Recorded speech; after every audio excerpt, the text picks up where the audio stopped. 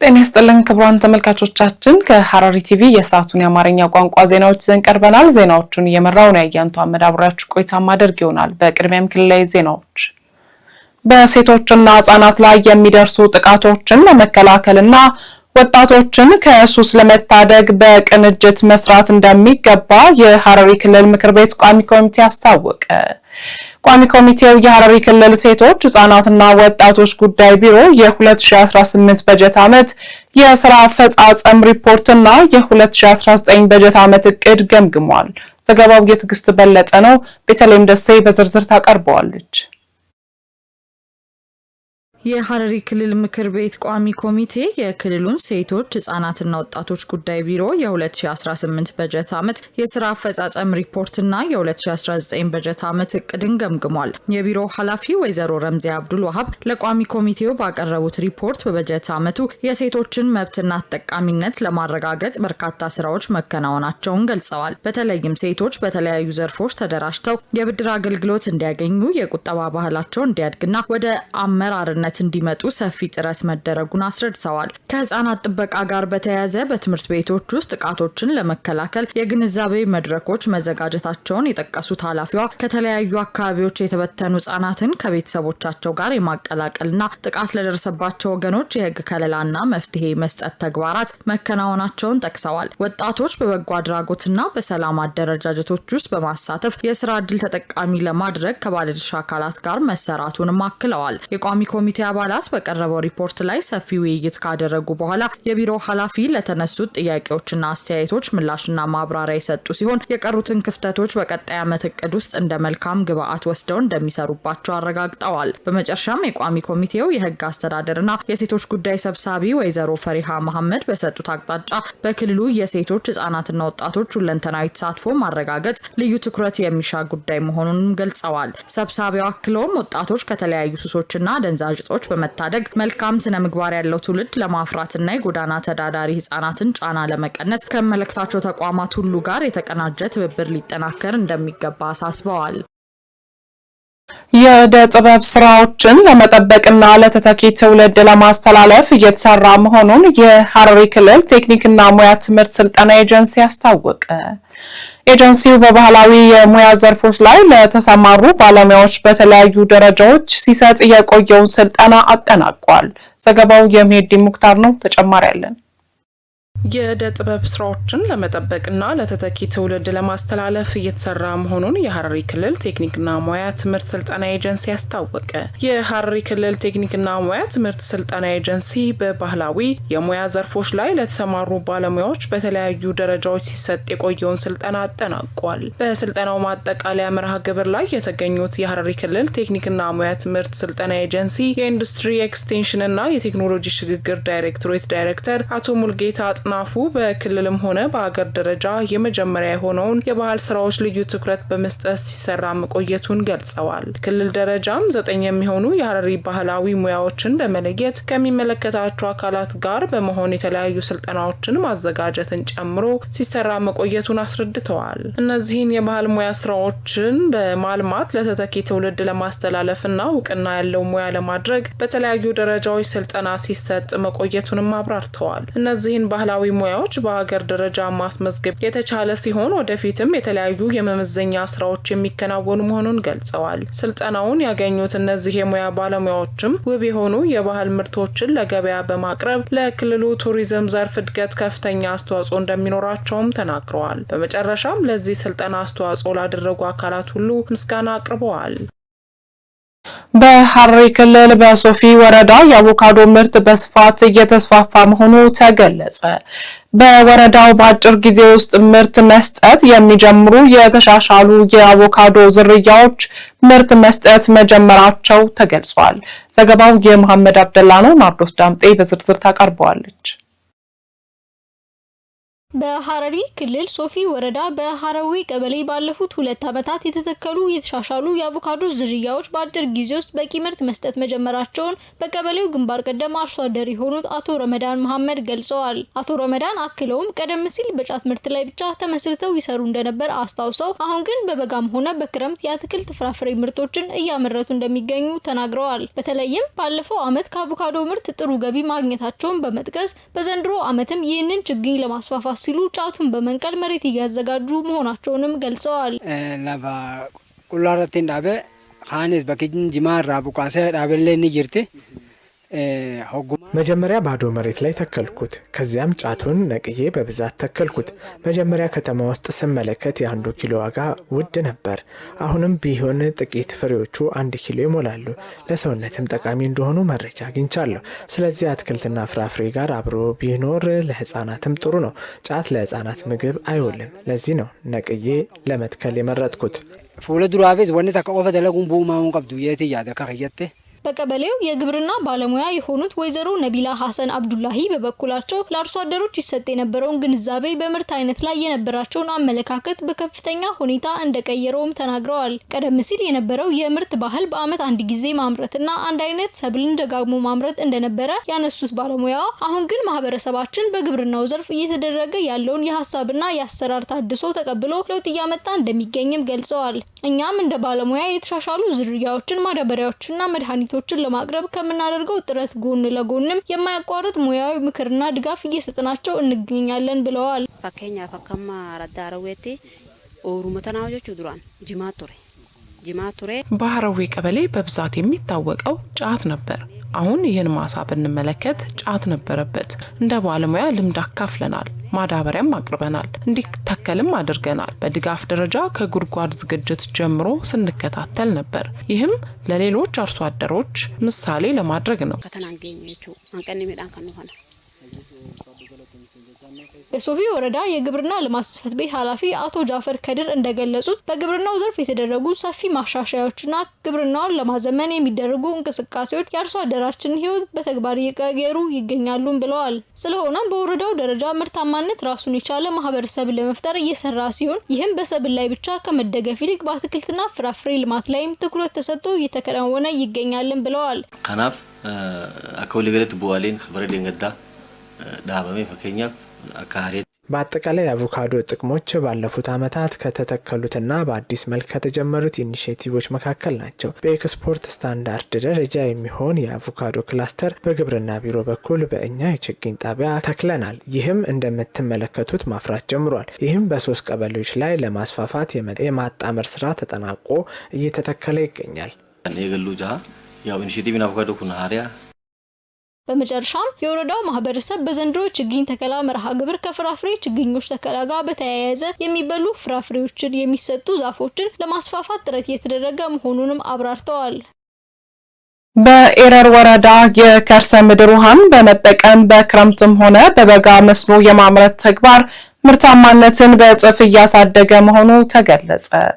በወረዳው ዘንድሮ በመስኖ የለማው የበቆሎ ሰብል እጅግ በጥሩ ደረጃ ላይ እንደሚገኝ ተገልጿል። ዘገባው የጌትነት ዘውዴ ነው። በተለይም ደሴ ተጨማሪ አላት።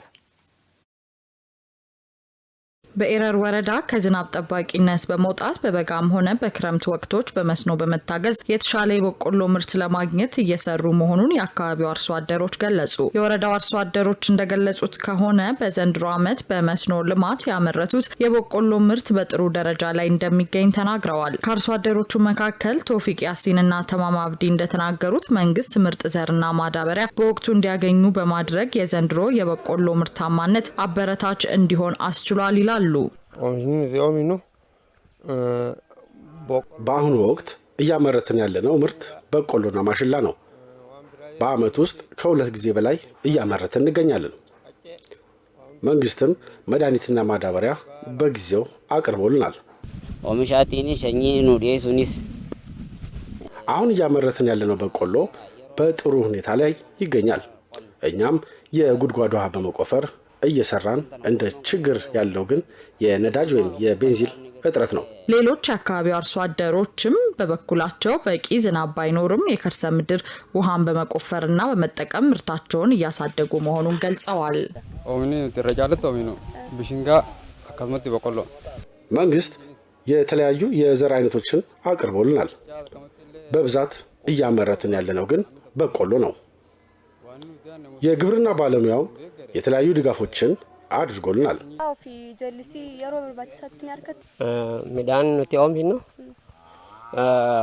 ገና ከና ወኔ ኑቲ ኦምሂኑ ተኮ ቢሽንጋ በብዛት እያመረትን ያለነው ምርት በቆሎ ነው።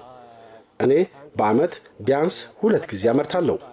ተላጋ ቡቁራ ቢሽንጋ ፈጫ የኤረር ወረዳ ግብርና ጽሕፈት ቤት ኃላፊ አቶ ረመዳን ኢድሪስ በበኩላቸው እንደገለጹት አርሶ አደሩ ያለውን መሬት በአግባቡ ተጠቅሞ በራሱ ጓሮ በመስራት ባለሀብት እንዲሆን አስፈላጊው ድጋፍ ሀብት እንዲያፈራ አስፈላጊውን ድጋፍና ክትትል ሁሉ እየተደረገለት እንደሚገኝ ተናግረዋል። ይሩን ወሊት ሂደሚንሲ ሳኒ ኢትጭሜ ኢትፉፉደ ቀበ ገመ ከናን ቃውኒ በአርሶ አደሩና በግብርና ባለሙያው መካከል ያለው ትስስር ከፍተኛ ነው። ከነዳጅ ጋር ተያይዞ ያሉትን ችግሮችን ለመፍታት ከንግድ ጽሕፈት ቤት ጋር በመሆን እየሰራ እንገኛለን። ንስሬስና ዋንጁ ገመ በቧቲ ኃላፊው አክለውም አርሶ አደሩ የስራ ባህሉን በመቀየር አዳዲስ ቴክኖሎጂዎችንና የግብርና መካናይዜሽንን በመጠቀም ምርትና ምርታማነቱን እንዲያሳድግ እንዲሁም ግንባር ቀደም አርሶ አደሮች ለማፍራት እየተሰራ መሆኑን ጠቁመዋል። የሮማንተና ሀሊ ሮባቲስ ቀቀለቻ ዋንጅሩፍ አርሶ አደሩ የሳይንቲፊክ መስኖ ውሃ ባለበት ቦታ ሁሉ ሰብሉን በውሃ በማልማት ህይወቱን ማሻሻል አለበት። እኛም አስፈላጊውን ድጋፍ በማድረግ ከአርሶ አደሩ ጎን ነን። እንጀቱን ዳምሰዳማፍ በዚህም መሰረት በዘንድሮ ዓመት አርሶ አደሩ ከዝናብ ጥገኝነት በመውጣት የከርሰ ምድር ውሃን በመጠቀም ላይ እንደሚገኝና በመስኖ እየለማ ያለው የበቆሎ ሰብል ምርትም በእጥፍ ለማሳደግ ከፍተኛ አስተዋጽኦ እያበረከተ እንደሚገኝ አስገንዝበዋል። አርሶ አደሮቹ በአካባቢያቸው ያሉትን እድሎች በመጠቀም ኢኮኖሚያቸውን ማሳደግ እንዳለባቸውም ገልጸዋል።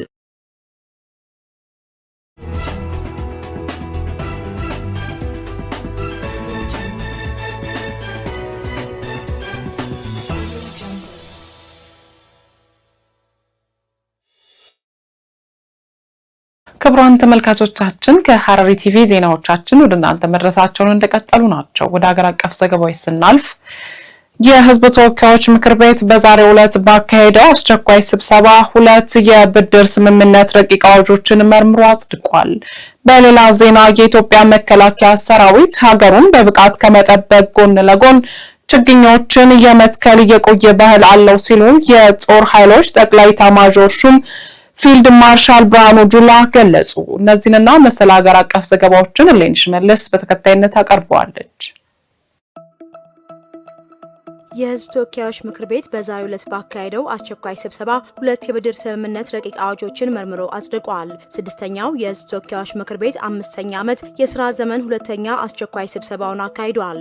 ምክር ቤቱ በኢትዮጵያና በጣሊያን ሪፐብሊክ መንግስት እንዲሁም ከዓለም ባንክ ለሶስተኛው ለዘላቂና አስተማማኝ ልማት ለኢትዮጵያ የሚሰጥ የበጀት ድጋፍ ማስፈጸሚያ የሚውል የብድር ስምምነትን በሙሉ ድምጽ ማጽደቁ ተመላክቷል። በህዝብ ተወካዮች ምክር ቤት የመንግስት ዋና ተጠሪ ሚኒስትር ተስፋዬ ቤልጂጌ በዚህ ወቅት የብድር ስምምነቱ 70 ሚሊዮን ዩሮ ሲሆን ምንም አይነት የአገልግሎት ክፍያ እንደማይጠየቅበት ገልጸዋል። የብድር ስምምነቱ 16 ዓመት የችሮታ ጊዜ ያለው ሲሆን በ30 ዓመት ጊዜ ውስጥ ተከፍሎ የሚጠናቀቅ የረጅም ጊዜ ብድር መሆኑን ጠቁመው ብድሩ ቀጥታ ወደ መንግስት በጀት ፈሰስ እንደሚደረግም አብራርተዋል። በተጨማሪም ምክር ቤቱ በኢትዮጵያ መንግስትና በፈረንሳይ መንግስት መካከል የትዕዛዝ ቁጥጥርና ንብረት አስተዳደር ስርዓቶችን የደረጃ አወጣጥ የዲጂታላይዜሽን ፕሮጀክት ማስፈጸሚያ የሚውል የብድር ስምምነትን መርምሮ በሙሉ ድምጽ አጽድቋል። በምክር ቤቱ የመንግስት ዋና ተጠሪ ሚኒስትር ስምምነቱን አስመልክቶ እንዳሉት ስምምነቱ 54 ሚሊዮን 600 ሺህ ዩሮ የፋይናንስ ድጋፍ የያዘ መሆኑን ገልጸዋል። የብድር ስምምነቱ በ10 ዓመት የችሮታ ጊዜ ውስጥ በ25 ዓመት ተከፍሎ የሚጠናቀቅ መሆኑን ጠቅሰዋል። ዘገባው የፋና ብሮድካስቲንግ ነው።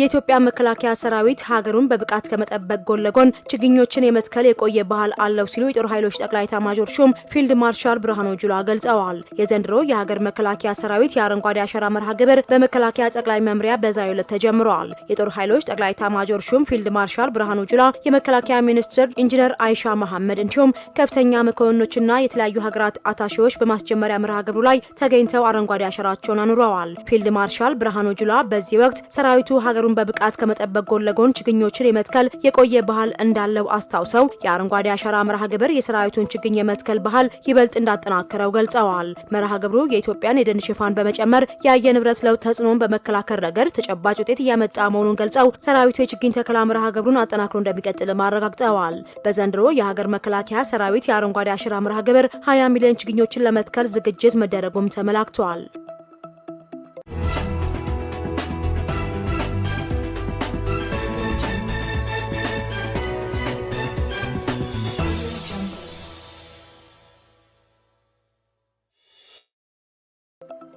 የፌሪ አየር ኃይል ዋና አዛዥ ሌተናል ጀነራል ይልማ መርዳሳ አየር ኃይላችን በማንኛውም ሁኔታና ጊዜ ኢትዮጵያን በሙሉ አቅሙ የመጠበቅ ግዳጁን በጀግንነት ለመወጣት የሚያስችል አስተማማኝ የዝግጁነት አቅም ገንብቷል አሉ። አየር ኃይሉ የዘላቂ ተቋም ግንባታ ላይ ትኩረት አድርጎ በመስራቱ አመርቂ ውጤቶች ተመዝግበዋልም ብለዋል። ሰራዊቱ በስነ ልቦና፣ በቴክኖሎጂና በዝግጁነት አቅሙ የኢትዮጵያን ሰላም የሚያስጠብቅ ድል አድራጊ ኃይል ሆኖ እንደሚቀጥል አጽንኦት ሰጥተዋል። ተቋሙ በዘመናዊ ትጥቅና በላቀ የሰው ኃይል ስልጠና ሰራዊቱን ማደራጀት መቻሉንና በስልጠናው የተገኘው ዕውቀትና ቴክኖሎጂም ሰራዊቱ ግዳጁን በብቃት እንዲወጣ ያደረገው መሆኑን አስረድተዋል። የአየር ኃይሉ የሪፎርም ስኬቶች በተግባር መታየታቸውን አስተው ተቋሙ በተለያዩ ቦታዎች ታላላቅ ተልዕኮችን የመፈጸም የዝግጁነት አቅም መገንባቱንም አስገንዝበዋል። በተጨማሪም ከፍተኛ ወጪ የሚጠይቁ በርካታ ፕሮጀክቶችን በራስ አቅምና በአነስተኛ ወጪ ማከናወን መቻሉንም አመልክተዋል። እንዲሁም የአቪዬሽን ከባድ ጥገና ማዕከሉ አቅም አድጎ የሌሎች አውሮፕላኖችን ጥገና ፍቃድ ማግኘቱ የቴክኖሎጂ እድገታችንን የሚያሳይ ነው ብለዋል። ማዕከሉ ለምድር ኃይሉ የትራንስፖርትና የውጊያ ድጋፍ በማድረግ በኦፕሬሽናልና ታክቲካል ውጊያዎች ድል አድራጊ ኃይል መፍጠሩን አጽንኦት መስጠታቸውን የመከላከያ ኦንላይን ሚዲያ መረጃ ያመለክታል።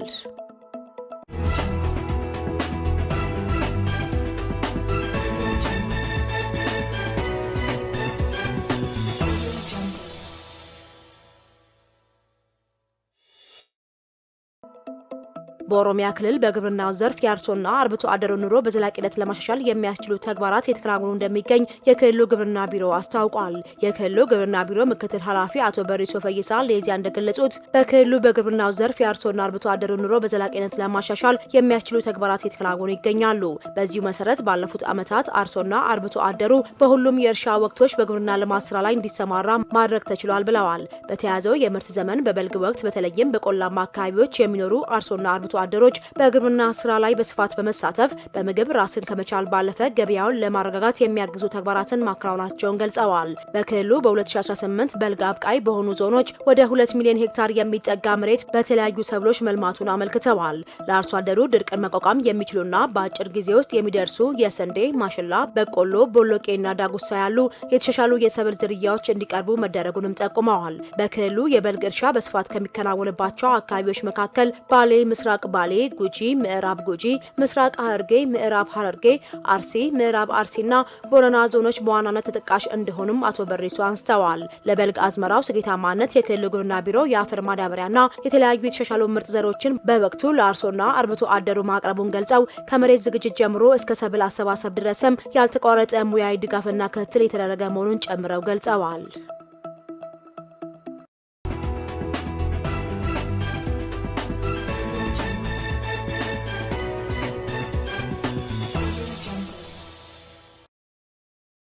ወደ ዓለም አቀፍ ዘገባ ስናልፍ የአሜሪካው ፕሬዝዳንት ዶናልድ ትራምፕ ከኢራን ጋር የገቡት ጦርነት ከሰኔ 30 2018 ዓ.ም ጀምሮ ዳግም መቀጠሉን ለኮንግረስ በደብዳቤ ማሳወቃቸው ተገለጸ። ከዚህ ጋር በተያያዘም ፕሬዝዳንት ዶናልድ ትራምፕ ሳውዲ አረቢያ በሁቲ ታጣቂዎች ላይ ለምትፈጽመው ጥቃት ይሁንታቸውን መስጠታቸው ተዘግቧል። ዘገባው የቢቢሲ ነው። ባህር ጠንክር ተጨማሪ አለው። የአሜሪካ ፕሬዝዳንት ዶናልድ ትራምፕ ከኢራን ጋር የገቡ ጦርነት ከሰኔ 30 2018 ዓ.ም ጀምሮ ዳግም መቀጠሉን ለኮንግረስ በደብዳቤ ማሳወቃቸው ገልጿል። በዚህ ደብዳቤ መሰረትም ኮንግረሱ በኢራን ላይ ለሚፈጸሙ ጥቃት ይሁንታ እስኪሰጣቸው ድረስ የ60 ቀናት እድሜ ይኖራቸዋል። ፕሬዝዳንት ምንም እንኳን አዳዲስ ጥቃቶችን መፈጸማቸውን ቢቀጥሉም እንዲሁም በወደቦች ላይ ዳግም እገዳ ቢጥሉም አሁንም ከቴህራን ጋር የገቡት የተኩስ አቁም ጦርነቱ የማስቆም እድል እንዳለው ገልጿል። የኢራን አብዮታዊ ዘብ በበኩሉ በዮርዳኖስ ባህሬንና ኩዌት የሚገኙ የአሜሪካ ወታደራዊ ኢላማዎችን ማጥቃቱን አስታውቋል። እሁድ ዕለት በሆርሙዝ ወሽመጥ አካባቢ ዳግም ውጊያ መካሄዱን ተከትሎ የአሜሪካ ጦር በኢራን ላይ አዲስ ዙር ጥቃት መክፈቱን አስታውቋል። ፕሬዝዳንቱ በደብዳቤያቸው ላይ አሜሪካውያን እና ዩናይትድ ስቴትስ ብሔራዊ ደህንነቷና የውጭ ፖሊሲ ፍላጎቶቿን ለመጠበቅ ባለኝ ኃላፊነት የተነሳ ወታደራዊ እርምጃ እንዲወሰድ አዝዣለሁኝ ብሏል። ከዚህ ጋር በተያያዘም ፕሬዝዳንት ዶናልድ ትራምፕ የሳውዲ ልዑል መሐመድ ቢን ሰልማን በሁቲ ታጣቂዎች ላይ ለሚፈጽሙ ጥቃት ይሁንታቸውን መስጠታቸውን የአሜሪካ ባለስልጣናት ጠቅሶ አክሲዮስ ዘግቧል። ሳውዲ ሰኞ ዕለት በሰና በሚገኝ አውሮፕላን ማረፊያ ላይ ጥቃት የፈጸመች ሲሆን ይህን ተከትሎ በኢራን የሚደገፉት የሁቲ ታጣቂዎች እንደ አውሮፓውያን አቆጣጠር ከ2022 ወዲህ ትልቅ ነው የተባለ የአጸፋ እርምጃ ወስደዋል። ይህም ለ4 ዓመታት ዘልቆ የቆየውን ይፋዊ ያልሆነ የሰላም ስምምነት ያፈረሰ መሆኑ ተገልጿል። ይህ በእንዲህ እንዳለ የሳውዲ ልዑል አስቀድመው ለአሜሪካ ፕሬዝዳንት ሀገራቸው ከሁቲ ታጣቂዎች ጋር ባለው መጠነ ሰፊ ግጭት ዙሪያ ይህ በእንዲህ እንዳለ የሳውዲ ልዑል አስቀድመው ለአሜሪካ ፕሬዝዳንት ሀገራቸው ከሁቲ ታጣቂዎች ጋር ባለው መጠነ ሰፊ ግጭት ዙሪያ ስጋት እንደገባትና አሜሪካን ወታደራዊና ዲፕሎማሲያዊ ድጋፍ እንደምትፈልግ መጠየቃቸው ተገልጿል። ሳውዲ አረቢያ ይህን የጠየቀችው ባለፈው ሳምንት መሆኑ የተገለጸ ሲሆን ሐሙስ ዕለት በዋሽንግተን የሳውዲ አምባሳደር ከውጭ ጉዳይ ሚኒስትር ማርክ ሩቢዮ ጋር ተገናኝተዋል። ከአንድ ቀን በኋላም ሩቢዮ የሳውዲ የውጭ ጉዳይ ሚኒስትር ሩል ፈይሰል ቢን ፈርሃን ጋር ተነጋግረዋል። አርብ ዕለት ደግሞ ፕሬዝዳንት ትራምፕ ከሳውዲ ልዑል ጋር በስልክ ተወያይተዋልም ተብሏል። የአሜሪካ ባለስልጣናት የሳውዲ ልዑል በሁቲ ላይ የሚፈጸም ወታደራዊ እርምጃ አሜሪካ እንደምትደግፍ ትራምፕ መጠየቃቸውን ተናግረዋል። ክቡራን ተመልካቾቻችን ከሐረሪ ቲቪ ለሰዓቱ የነበሩን የአማርኛ ቋንቋ ዜናዎቻችን የተከታተላችሁትን ይመስል ነበር። ከቀሪ የሐረሪ ቲቪ መሰናዶች ጋር መልካም ቆይታ